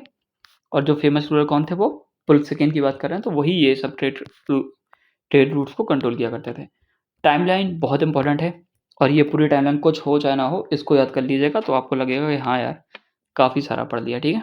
सुंगास का टाइम पीरियड की बात करें तो 185 से लेकर 73 बीसी के बीच में देखने को मिलता है। फेमस गुरु हमको पुष्यमित्र सुंगास देखने को मिलते हैं। कानवास की बात करें तो 73 से लेकर 28 बीसी के बीच हमको देखने को मिलता है। और सतवाहनास की बात करें तो फर्स्ट बीसी से लेकर सेकंड सी के बीच हमको देखने को मिलता है। गौतमीपुत्रा सतकर्णी यहाँ पे सबसे इंपॉर्टेंट रूलर हो जाते हैं हमारे लिए। इंडो ग्रीस की अगर बात करें तो 200 बीसी से लेकर 10 बीसी तक देखने को मिलता है। इंपॉर्टेंट रूलर मेंडियर हो जाते हैं। ऐसे ही साकास के बारे में, पार्थियंस के बारे में, कुशांस के बारे में, साउथ इंडिया हमको चोला, चेरा, पांड्यास जिनको हम संगम एज भी बोलते हैं, और पलवार्स और चालुक्यास भी हमको बाद में जाके लेटर मतलब बाद में देखने को मिलते हैं। ठीक है, तो उम्मीद है कि जो मैंने अभी आपको पोस्ट मॉडर्न एम्पायर के बारे में पढ़ाया वो सारी चीज़ आपको क्लियर हो गई होंगी। और मैं अभी आपको बता दूं कि मैंने सारी चीज़ें आपको एकदम ब्रीफ में पढ़ाई हैं, एकदम ऊपर ऊपर से। इसमें कोई भी हम लोग डेप्थ में नहीं गए हैं, तो बस आपको जो इंपॉर्टेंट चीज़ें बताई हैं बस उनको याद रखिएगा। बाकी आपको किसी की चीज़ के बारे में जानने की अभी तो नीड नहीं है। जब हम लोग डेप्थ में पढ़ेंगे तो हम हर एक चीज़ को डेप्थ में जानेंगे। तो यहाँ से हमारा चैप्टर शुरू हो जाता है, तो हम लोग इसको स्टार्ट करते हैं। तो सबसे पहले हम लोग पढ़ेंगे villages in ancient India. Villages मतलब गांव होते हैं, और एंशिएंट मतलब पुराना होता है, इंडिया मतलब भारत। तो पुराने भारत में, या फिर जब भारत पुराना था, लगभग आज से लगभग हम जब पुराने समय की बात करते हैं 1000-2000 साल पहले की, तो उस टाइम पे विलेजेस कैसे थे एंशिएंट इंडिया में, उसके बारे में हम लोग डिस्कस करने वाले हैं। तो पहले बैकग्राउंड जान लेते हैं। तो villages formed from the backbone of economy in ancient India. जो विलेजेस हैं वो फॉर्म करते हैं बैकबोन। बेसिकली जो विलेजेस हैं वही बैकबोन है इंडियन इकोनॉमी की, एंशिएंट इंडिया की इकोनॉमी की। कि जो एंशिएंट इंडिया की इकोनॉमी थी वो टोटल किस पे डिपेंडेंट थी? विलेजेस। क्योंकि यहीं से हमको फार्मिंग देखने को मिल रही थी, यहीं से हमको पॉटरी देखने को मिल रही थी, और शहर तो अभी बसे ही नहीं थे, शहर तो बन रहे थे ना। पहले तो सारी चीज़ें विलेजेस में थी, अगर आपको पता होगा, हम लोग काफ़ी बार डिस्कस कर चुके हैं, है ना। बाद में जाके मगध आया, बाद में जाके 16 महाजनपद देखने को मिले हमको। स्टार्टिंग से तो देखने को नहीं मिले थे।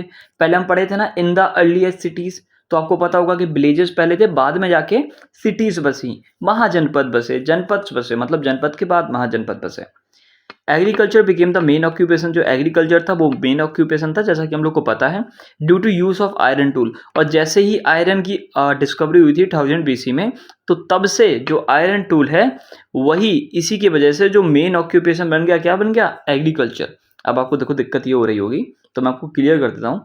एग्रीकल्चर मेन ऑक्यूपेशन इसलिए बना क्योंकि आयरन की डिस्कवरी हो गई थी। अब सर आयरन की डिस्कवरी हो गई तो क्या होगा? आयरन की डिस्कवरी होगी तो लोग जो है ना जंगलों को काट देंगे, और अगर जंगलों को काट देंगे तो फिर वो वहाँ पे फसल उगा पाएंगे, क्योंकि फसल उगाने के लिए जगह चाहिए, और जगह नहीं होगी तो लोग जंगलों को काटेंगे। ठीक है, ये रीज़न था। समझ लीजिए जो आयरन टूल्स है इन्हीं के वजह से जो एग्रीकल्चर है वो मेन ऑक्यूपेशन बच जाता है। कैसे बनता है वो मैं आपको एक्सप्लेन कर दिया। इरिगेशन मेथड्स की अगर बात करें तो हमको यहाँ पे बेल्स देखने को मिलते हैं कि पानी बेसिकली हम लोग कैसे लाया करते थे। तो कुएं देखने को मिलते हैं, कैनाल्स देखने को मिलते हैं, tanks, pond, artificial reservoir. Artificial reservoir basically ये समझ लीजिए कि बड़ी सी हमको जगह दिखी तो वहाँ पे हमने पानी कलेक्ट करके रख दिया। और ये हमको पता है कहीं पे देखने को मिले थे, हमने चैप्टर नंबर 3 में पढ़ा हुआ था। और अगर आप बताएंगे चैप्टर नंबर 3 जिसका नाम था इन द अर्लियर सिटीज, वहाँ पे हमको गुजरात में देखने को मिले थे। और अगर गुजरात में देखने को मिले थे तो इंडस वैली सिविलाइजेशन की कोई साइट थी। तो जरा कमेंट करके बता दीजिए कौन सी साइट थी, अगर आपको याद आ रहा है तो। Most people lived in villages and were directly connected to land. कि जितने भी लोग थे वो सारे के सारे कहाँ रहते थे? विलेजेस में रहते थे, और पूरा का पूरा अपनी जमीन से कनेक्ट रहते थे। ठीक है, तो एग्रीकल्चर की बात करें तो यहाँ पे आयरन एक्सेस हमको देखने को मिलती है, used to clear forest for cultivation. Same चीज जो मैं अभी आपको ऊपर बताया वही आपको देखने को मिल रही है। आयरन प्लस की बात करें तो help in farming hard soils in the Ganga valley. कि जो गंगा वैली में हार्ड सॉइल्स थी उनको, उनके साथ फार्मिंग करने में हेल्प करती हैं। कौन? आयरन प्लो, फावड़े जिनको बोलते हैं ना, प्लो को फावड़ा ही बोलते हैं, क्या बोलते हैं? एक्सेस मतलब तो कुल्हाड़ी होती है, प्लो मतलब क्या होता है बताइए। इरिगेशन सिस्टम की बात करें तो वेल्स, टैंक्स, कैनाल्स, वही सारी चीज़ें जो कि हमको ऊपर देखने को मिली, क्योंकि एग्रीकल्चर के लिए यही सारी चीज़ों की नीड होती है। तो अब लोग पढ़ने वाले हैं कि विलेजेस में बेसिकली रहते कौन थे, और ये चीज़ हमको याद रखनी है। ठीक है, तो नॉर्थन पार्ट ऑफ सब कॉन्टिनेंट में कौन रहते थे? देखो रहते तो बहुत सारे लोग थे, बट हमको याद करना है, और उनको हमने कैटेगराइज कर दिया है। तो सबसे पहले हम लोग बात करें ग्राम भोज का। तो जो ग्राम भोज का होता था वो बेसिकली कौन होता था? हेडमैन होता था। ग्राम मतलब गांव, तो गांव का जो भोजक मतलब समझ लीजिए जो करता धरता होगा, वो विलेज का क्या हो जाएगा? हेडमैन हो जाएगा। ठीक है, usually the largest land owner.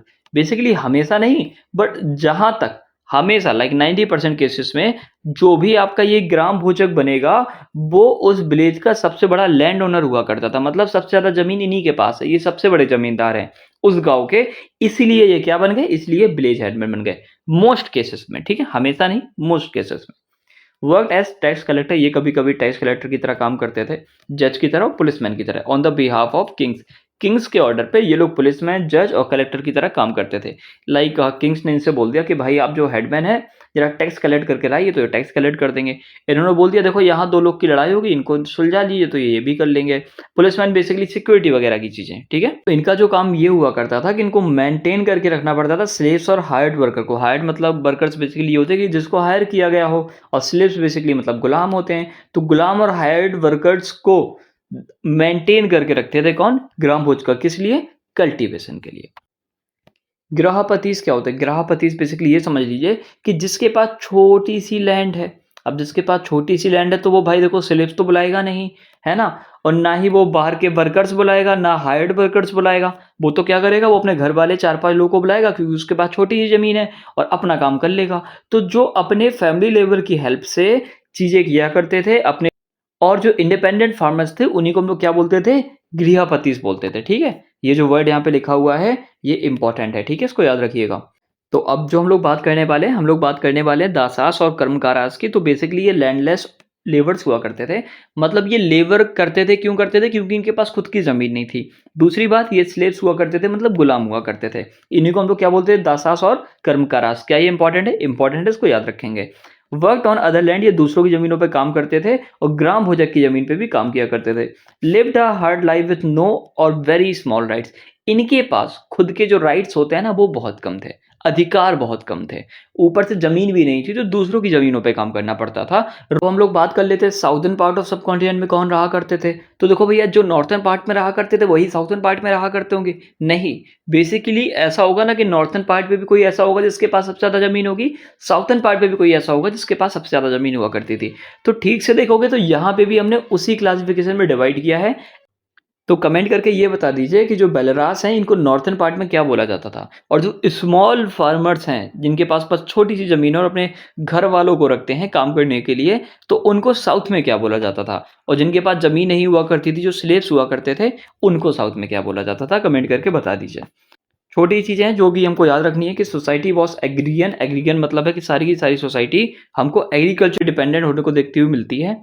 Hierarchical मतलब ये होता है कि जिसके पास सबसे ज्यादा जमीन है वो ज्यादा सबसे अमीर हो गया, जिसके पास कम जमीन है वो कम अमीर हो गया, और जिसके पास बिल्कुल जमीन नहीं है वो दूसरों की जमीनों पर काम करेगा, ठीक है। नॉर्थन इंडिया की बात करें तो नॉर्थन इंडिया में हमको ग्राम भोज का सिस्टम देखने को मिलता है, और सेम चीज हमको साउथर्न इंडिया में अलग नेम से देखने को मिलती है, जिसको हम लोग क्या बोलते हैं? वेलर डोमिनेंस, ठीक है। और इसका वही मतलब है कि जो जमीन है वही पावर है। बेसिकली जो कल्टीवेशन हुआ करता था उसकी बैकबोन थे कौन? थे लेबर्स और स्लेव्स, क्योंकि यही तो काम किया करते थे।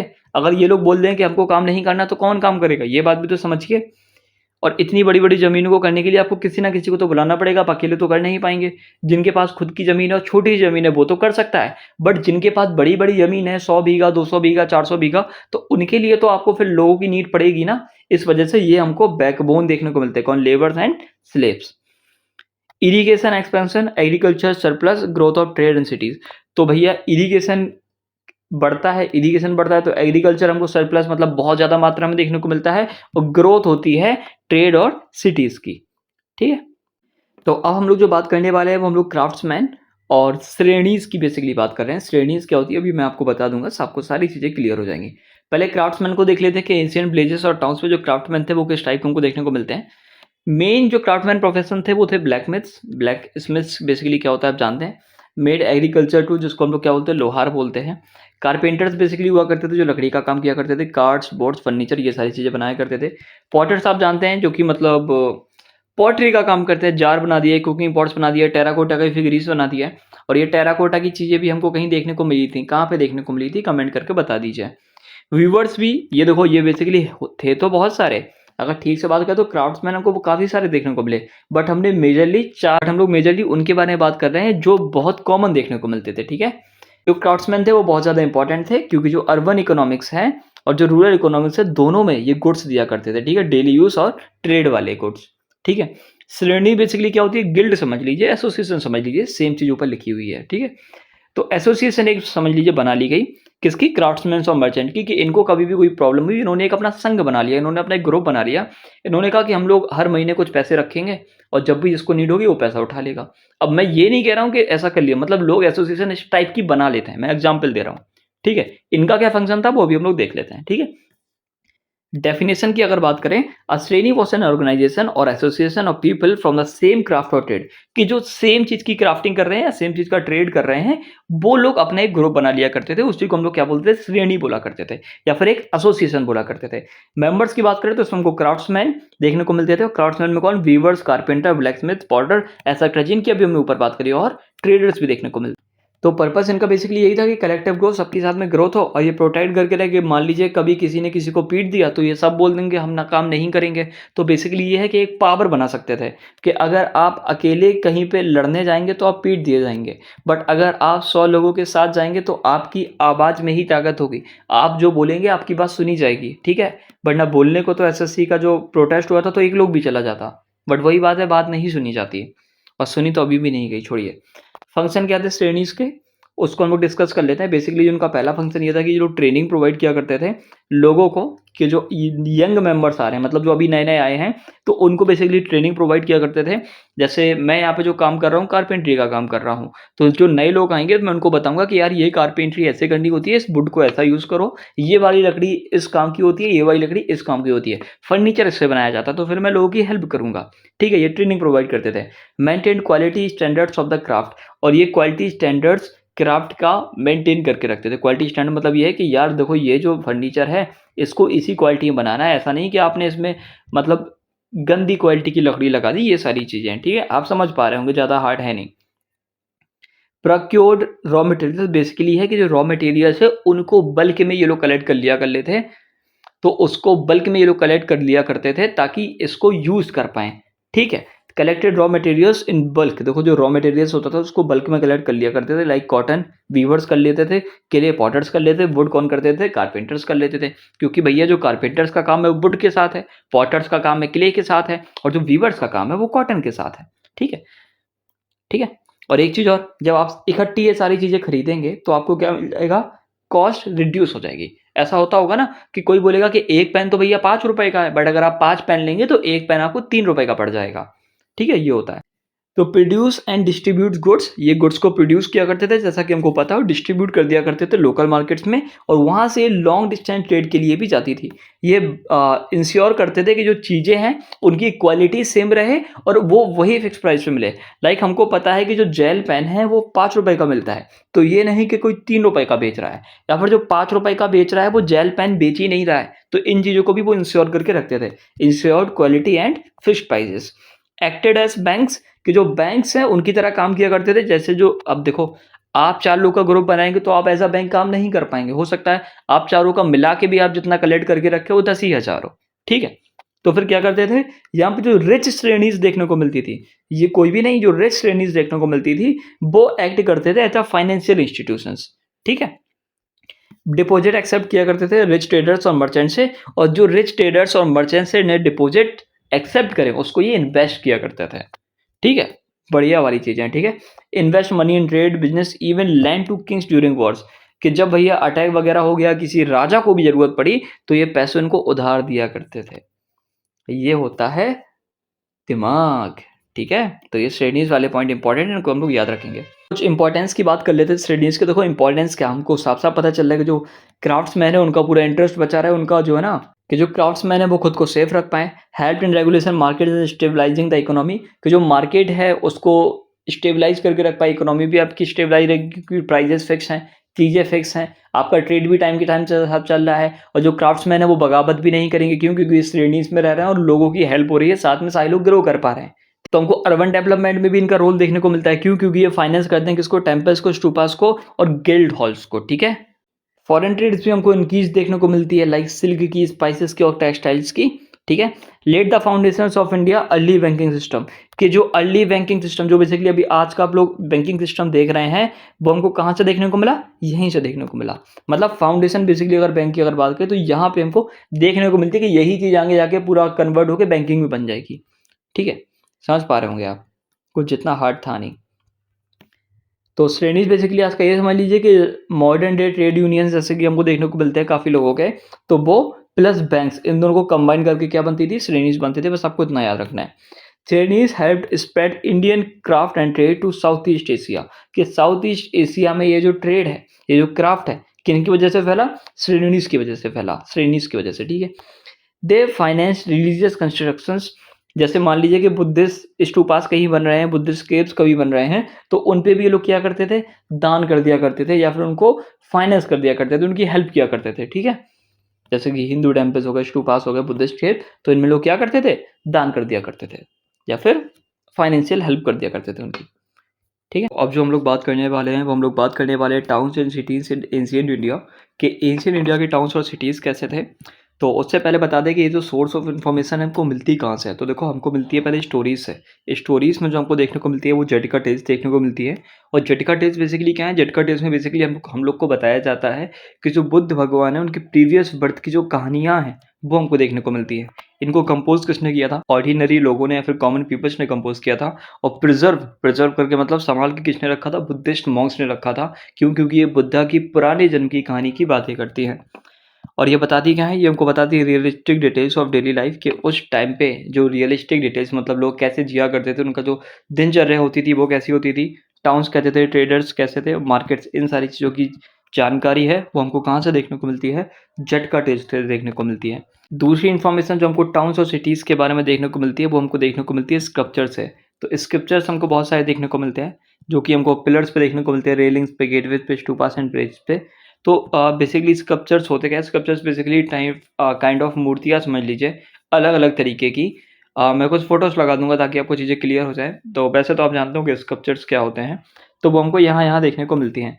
ये क्या दिखाते थे? ये दिखाते थे सीन्स ऑफ टाउन्स, के टाउन्स में क्या चल रहा है, ट्रेडिंग कैसी चलती है, फार्मिंग कैसी चलती है, रिचुअल्स कभी-कभी दिखा दिया करते थे और ऑर्डिनरी लाइफ़ दिखा दिया करते थे। ऑर्डिनरी लाइफ़ मतलब किसी इंसान को दिखा दिया ट्रेड करते हुए, किसी इंसान को दिखा दिया घूमते हुए, फिशिंग करते हुए, तो ये सब ऑर्डिनरी लाइफ़ की भी चीज़ें भी हमको स्क्रिप्चर्स में देखने को मिलती हैं। आर्कियोलॉजी हमको क्या बताती है? आर्कियोलॉजी हमको रिंग्स बेल के बारे में बताती है। तो देखो रिंग्स बेल काफ़ी इंपॉर्टेंट हो जाता है। आपने एक पॉट लिया, ऊपर रख दिया, एक और ऊपर रख दिया, एक और ऊपर रख दिया, एक और ऊपर रख दिया, तो आप ठीक से देखेंगे तो एक कुआँ बन जाएगा ना। और यहाँ पे देखो रिंग्स हमको देखने लगेंगी, इसलिए इनको क्या बोलते हैं? रिंग्स बेल बोलते हैं। और अगर आप इनके बारे में एक बार सर्च करेंगे तो आपको चीज़ें ज़्यादा क्लियर हो जाएँगी। तो उस टाइम पे हमें एविडेंस देखने को मिलता है किसका? अर्बन सैनिटेशन का। तो उस टाइम पे लोग सफाई से कैसे रहा करते थे। तो ब्रिक स्ट्रक्चर्स की बात करें, ये हमको दिखाते हैं हाउसेस, वेयर हाउसेस और क्राफ्ट सेंटर वहाँ पे कैसे हुआ करते थे। ये हमको पता चलता है किससे? ब्रिक स्ट्रक्चर से। हमको पैलेसेस और मार्केट्स के भी लिमिटेड रिमेन्स देखने को मिलते हैं जो कि बेसिकली वुड और मड से बना हुआ करते थे। तो हमको पता चलता है कि ये पेरिशेबल मटेरियल था। तो हमको कॉइन्स देखने को मिलते हैं जो कि पंच मार्क्ड कॉइन्स होते हैं। पंच मार्क्ड कॉइन्स बेसिकली ये होते हैं कि आपने किसी चीज़ पे पंच मारा और आपका कॉइन रेडी हो गया। अब आपने कॉइन्स पे कोई भी इंस्क्रिप्शन नहीं की, कोई ने आप उसको टक टक टक टक करके नहीं बनाया है, आपने सीधा उस पे एक मार्क छोड़ दिया। उसको बोलते हैं पंच टू मार्क, कि आप अगर किसी चीज़ में तेज़ी से मार करेंगे, लाइक आपने छोटे में देखा होगा कि आप एक पेज लेते थे, पीछे एक सिक्का रख देते थे और उस पे अगर शेडिंग करेंगे तो आगे चीज़ें छप जाया करती थी। तो उस टाइप का समझ लीजिए कि इन्होंने सीधा पंच कर दिया, तो उनको पंच मार्क्ड कॉइन्स बोलते हैं। ये ओल्डेस्ट कॉइन्स है जो कि हमको 6th सेंचुरी बीसी में देखने को मिलते हैं। मेड ऑफ सिल्वर, कभी-कभी सिल्वर, कॉपर और अगर के बने हुआ करते तो शेप इनका देखने को मिले, तो शेप उस टाइम पे सारे शेप्स हमको देखने को मिलते थे। मोस्टली लाइक स्क्वायर हो गया, रेक्टेंगल हो गया और राउंड शेप भी हमको देखने को मिला करते थे। Had symbols punched with dice. Dice basically ये होते हैं, देखो इंस्क्रिप्शन नहीं होती, जो मैंने बोला ना कि सीधा इन्होंने छाप दिया, वो चीज़ हुआ करती थी, इंस्क्रिप्शन नहीं हुआ करते थे। अब इंस्क्रिप्शंस क्या होते हैं वैसे आप समझ पा रहे होंगे, इतना कुछ हार्ड है नहीं क्योंकि हम काफ़ी बार इसको डिस्कस कर चुके हैं। सिंबल्स हमको क्या देखने को मिलते थे कॉइन्स में? कभी सन, कभी ट्री, एनिमल्स, हिल्स, ये सारी चीज़ें भी देखने को मिलती थी। तो इनका जो यूज़ था वो ट्रेड के लिए यूज़ हुआ करता था। ये रॉयल प्रोपेगेंडा के लिए ये सारी चीज़ें यूज़ नहीं हुआ करती थी। तो ट्रैवलर्स के अकाउंट से हमको बारूच के बारे में भी चीज़ें मेंशन देखने को मिलती है, बारूच पोर्ट के बारे में, जो कि बेसिकली गुजरात में है। ये एक मेजर ट्रेडिंग पोर्ट था on the west coast, modern Gujarat, आज के मॉडर्न गुजरात में, जैसा कि मैं आपको बताया। इसका मेंशन हमको प्रीप्लियस ऑफ द अर्थियन सी में भी देखने को मिलता है। यहाँ पे आप साफ-साफ पढ़ पा रहे होंगे, जो कि एक ग्रीक टेक्स्ट है। Linked India with Roman, Egyptian and Arab trade, और ये लिंक करता था इंडिया को रोमन, इजिप्शियन और अरब ट्रेड के साथ। तो जैसा कि अभी हमने डिस्कस किया, हमको पता चला कि हमें सोर्सेस ऑफ इन्फॉर्मेशन स्टोरीज से पता चलती है, स्क्रिप्चर्स से पता चलती है, आर्कियोलॉजी से पता चलती है। स्टोरीज में हमने बेसिकली जटका टेल्स की बात की। स्क्रिप्चर्स की अगर बात करें तो हमको कई जगह देखने को मिलते हैं, जैसे गेटवेज, स्टूपास, ब्रिजेस में, और हमने इनकी भी बात की। एग्जाम्पल्स की अगर बात करें तो भारूच, सांची और अमरावती हो जाएंगे, और ये हमें कुछ चीज़ें दिखाते हैं जैसे कारवांस, मार्केट प्लेस और सिटी लाइफ के बारे में। कारवांस बेसिकली ये होता है जब बहुत सारे लोग इधर से उधर चलते हैं, ठीक है, उनको कारवां बोलते हैं। तो आर्कियोलॉजी से भी हमको काफ़ी सारी चीज़ें जानने को मिली। तो हमने रिंग बेल्स के बारे में भी डिस्कस किया था, सेम ब्रिक स्ट्रक्चर्स के बारे में भी डिस्कस किया था। कॉइन्स की अगर बात करें तो हमको पंच मार्क कॉइन्स मिले थे, और ट्रैवलर्स अकाउंट की बात करें तो हमको मैग्नेथिस इंडिका में भी चीज़ें मेंशन देखने को मिलती है। और हमें ये भी देखने को मिलता है कि बारूच जो पोर्ट है उसके बारे में भी काफ़ी लोग डिस्कस करते हैं। एक जो हमें डिस्कशन देखने को मिला था वो कहाँ पे देखने को मिला था, पेरिप्लस ऑफ द अर्थियन सी में, जो कि एक ग्रीक टेक्स्ट है। ओके, और इम्पॉर्टेंट चीज़ ये याद रखिएगा कि यहाँ से हमको पता चलता है कि इंडिया का जो ट्रेड था वो रोमन, इजिप्शियन और अरब ट्रेड से लिंक्ड था। हमको सिटीज़ विद मैनी फंक्शन भी देखने को मिलती है। लाइक हमको साफ साफ पता चलता है कि काफ़ी टाइप से चीज़ों को इन्होंने डिवाइड किया था, काफ़ी टाइप से सिटीज़ को डिवाइड किया था। तो कुछ जो सेंटर्स थे उनको रिलीजियस सेंटर्स बोला करते थे, जहाँ पे हमको श्राइन्स, मॉनेस्ट्रीज और टेम्पल, मंदिर मस्जिद जैसी चीज़ें देखने को मिला करती थी। एडमिनिस्ट्रेटिव सेंटर्स की बात करें तो एडमिनिस्ट्रेटिव सेंटर्स वो हो जाते हैं जहाँ पे हमको ऑफिसेज देखने को मिलते थे, बेसिकली पैलेसेस देखने को मिलते थे या फिर फोर्ट्स देखने को मिलते थे रूलर्स के। ठीक है, कमर्शियल हब्स की अगर बात करें तो हमको वहाँ पे मार्केट्स देखने को मिलती है, वर्कशॉप्स देखने को मिलती है और गिल्ड्स देखने को मिलती है। अब अगर आप ये पूछ रहे हैं गिल्ड्स क्या होती है, तो गिल्ड्स ये वही श्रेणी है, श्रेणी जिनके हम लोग अभी ऊपर डिस्कशन कर रहे थे, ये वही श्रेणी है जो गिल्ड्स की हम लोग बात कर रहे हैं। ठीक है, श्रेणीज को मैंने गिल्ड्स बोला था और साथ में एक ऑर्गेनाइजेशन भी बोला था, तो इसको याद रखिएगा। कल्चरल सेंटर्स की बात करें तो यहाँ पे हमको आर्ट, एजुकेशन, फिलोसफी का भी चीज़ें देखने को मिलती हैं। तो अब हमको ये भी पता चल गया कि सिटीज़ का भी फर्दर कोई काम हुआ करता था, और उन बेसिस पे हम उनको डिवाइड कर दिया करते थे। अब हम लोग जो बात करने वाले हैं वो मथुरा की बात करने वाले हैं। तो मथुरा, जैसा कि आपको पता है कि एक स्केर्ड सिटी हो जाती है, क्योंकि हिंदुओं में काफ़ी ज़्यादा इसको माना जाता है, क्योंकि मथुरा को हम लोग श्री कृष्ण से जोड़ के देखते हैं। चलो इसकी लोकेशन की अगर बात करें तो लोकेशन अगर देखेंगे तो आप नॉर्थ, साउथ और ईस्ट वेस्ट के रूट्स पे यहाँ पे हमको कहीं मथुरा देखने को मिलेगा। ठीक है, फोर्टिफिकेशन की अगर बात करें तो प्रोटेक्टेड बाय वॉल्स, इसको बेसिकली वॉल से प्रोटेक्ट किया गया। मथुरा के चारों तरफ दीवारें बनाई गई थी, और ये बताता क्या, ये बताता था कि मिलिट्री और पॉलिटिकल इंपॉर्टेंस कितनी ज़्यादा थी हमारे लिए मथुरा के अंदर। ठीक है, आर्ट और स्क्रिप्चर्स की बात करें तो हमें देखने को मिलता है यहाँ पे मथुरा आर्ट ऑफ स्कूल या मथुरा स्कूल ऑफ आर्ट, जिसमें हमको मेन इंपॉर्टेंट चीज़ें हैं वो क्या देखने को मिलती है, रेड सैंडस्टोन स्कल्पचर्स देखने को मिलते हैं। ये चीज़ इंपॉर्टेंट है। और एक बात मैं आपको और बता दूं कि जितनी भी चीज़ें मथुरा के बारे में आपको पढ़ा रहा हूँ, इन चीज़ों को हम लोग को नहीं भूलना है। ठीक है, बाकी पॉलिटिकल रोल की बात करें तो became the second capital of Kushans in first second century C, कि जो मथुरा है वो कुशांस की सेकंड कैपिटल कब बन गई थी फर्स्ट से लेकर सेकंड सेंचुरी सी के बीच में। और अगर कोई पूछे इंपॉर्टेंट तो मैं कहूँगा ये इंपॉर्टेंट है, इसको याद रखिएगा। ठीक है, रिलीजियस रोल की बात करें तो यहाँ पे मेजर सेंटर्स हमको देखने को मिलते हैं, बुद्धिज्म, जैनिज्म और वैष्णविज्म के। वैष्णविज्म बेसिकली ये होता है जब हम लोग कृष्ण भगवान की पूजा करते हैं। ठीक है, ये समझ लीजिए आप। Inscription source guilds rulers donated to monasteries and shrines, जो इंस्क्रिप्शन है वो हमको बताती हैं कि हमको गिल्ड्स देखने को मिलते हैं। रूलर्स, जो रूलर्स होते थे, राजा होते थे, वो डोनेट करते थे किसको, श्राइन्स को या मोनेस्ट्रीज को। ये बेसिकली रिलीजियस प्लेसेस हैं। जब बुद्धिज्म और जैनिज्म को हम पढ़ रहे थे तो हमने इन चीज़ों के बारे में डीप में डिस्कस कर चुके थे। इकोनॉमिक्स की अगर बात करें तो इकोनॉमी हमको पता चलता है ये एक हब था किसका, क्राफ्ट का, स्कल्पचर और ट्रेड का।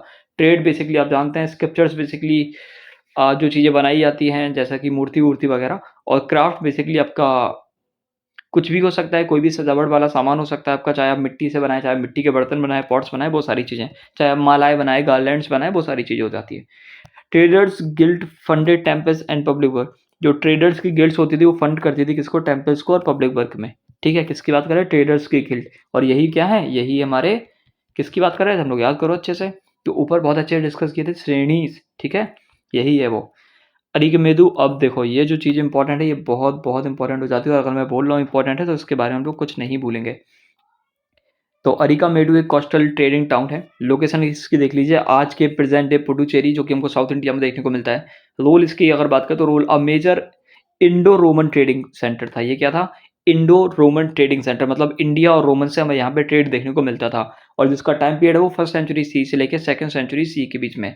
आर्कियोलॉजिकल एविडेंसेस भी हमको बहुत सारे देखने को यहाँ पे मिलते हैं, जैसे कि आर्कियोलॉजी से हमको ये पता चलता है, मतलब जब आर्कियोलॉजी खोजे हुए तो हमें यहाँ पे देखने को मिले मैसिव रॉक स्ट्रक्चर, ब्रिक, मतलब हमको बहुत बड़े बड़े ब्रिक के स्ट्रक्चर्स भी यहाँ को देखने को मिलते हैं, जो कि बताते हैं कि ये बेसिकली वेयर हाउस हुआ करता होगा जहाँ पे हम लोग एक्सपोर्ट या इम्पोर्टेड गुड्स को रखा करते थे। जैसे तो पूरे इंडिया से जो गुड्स है वो हमने अरिकामेडु में रख दिए, अब बाद में जाके हम इसको रोमन में भेज देंगे, या फिर रोमन से जो सारे गुड्स है वो हमने इस वेयर हाउस में रख दिए, अब बाद में जाके पूरे इंडिया में फैला देंगे। तो ये हमको वेयर हाउसेज देखने को मिलते हैं। ठीक है, पॉटरी फ्रॉम मेडिटेरियन, तो मेडिटेरियन की जो जगह है, बेसिकली मेडिटेरियन कौन सा एरिया होता है कमेंट करके बता दीजिए। तो मेडिटेरियन जो सी है तो वहाँ से हमको चीज़ें देखने को मिलती है कि वहाँ से MO4 आते थे, रेटिन वेयर देखने को मिलते थे। MA4A क्या होता है, अगर मैं इसको गलत प्रोनाउंस कर रहा हूँ तो प्लीज़ मुझे माफ़ करिएगा।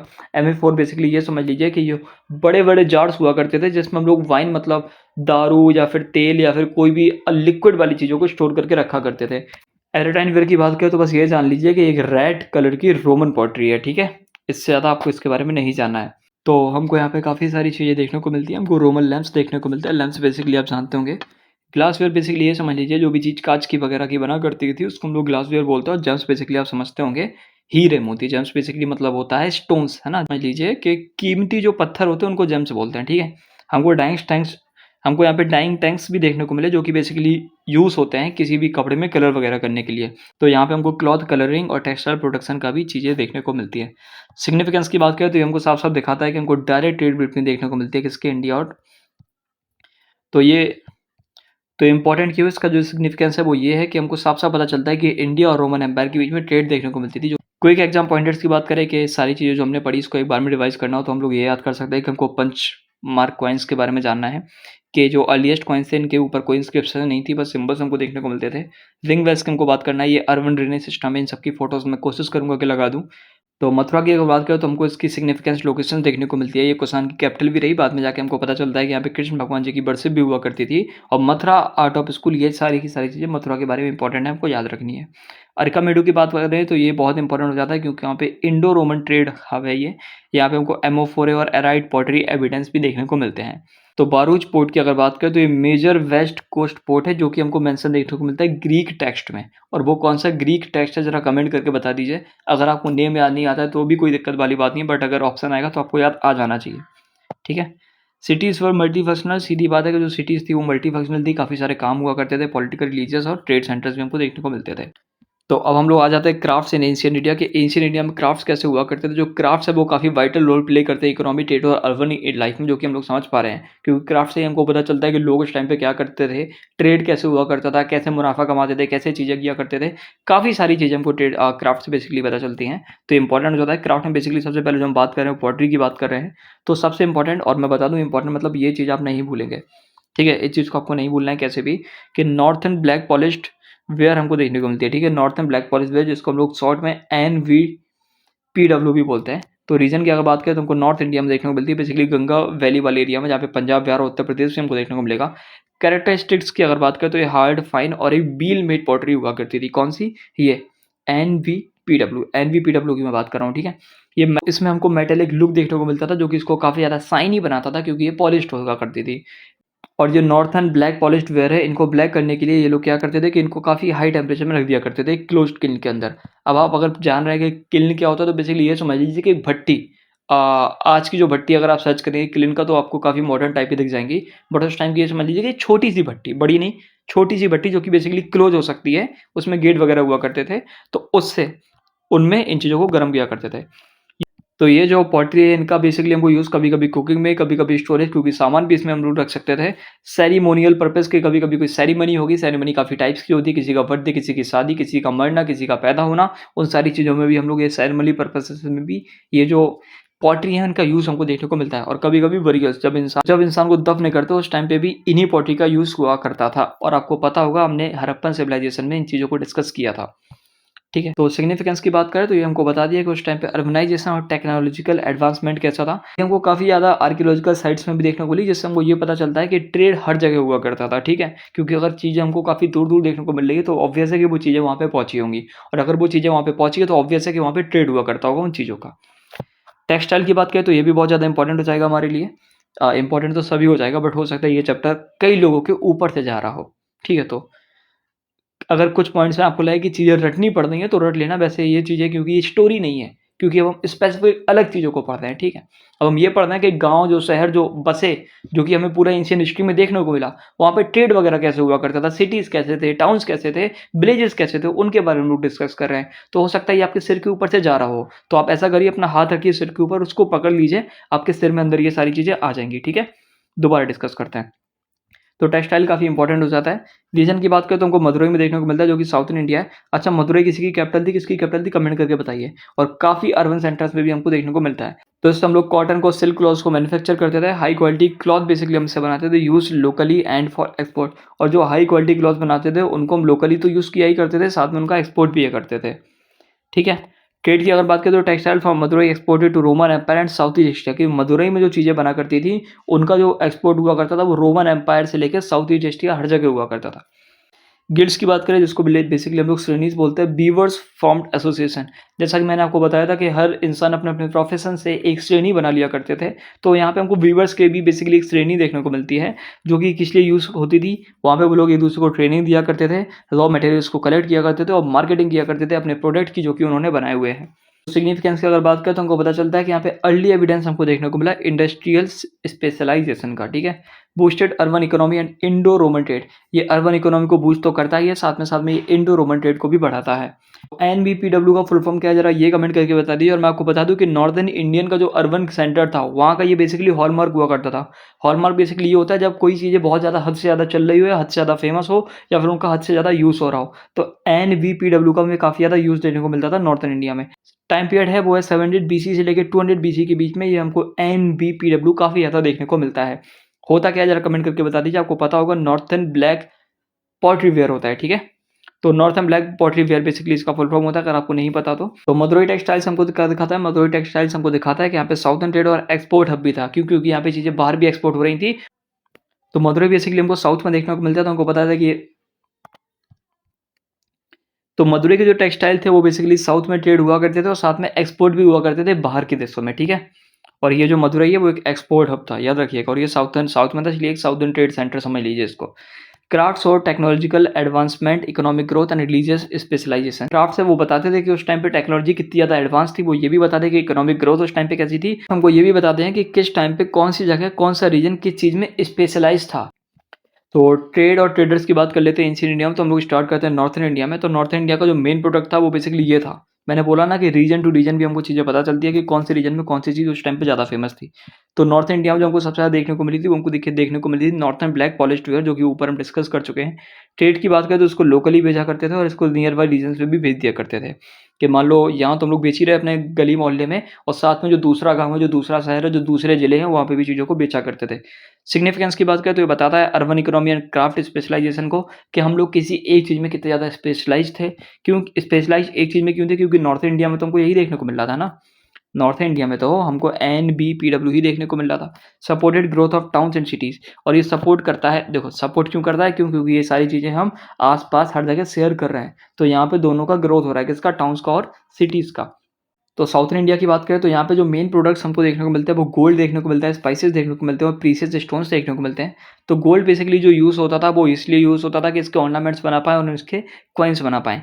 तो गोल्ड के अलावा हमें स्पाइसेस भी देखने को मिलते हैं, और स्पाइसेस में भी हमको सिर्फ पेपर देखने को मिलता है, स्पेशली पेपर देखने को मिलता है।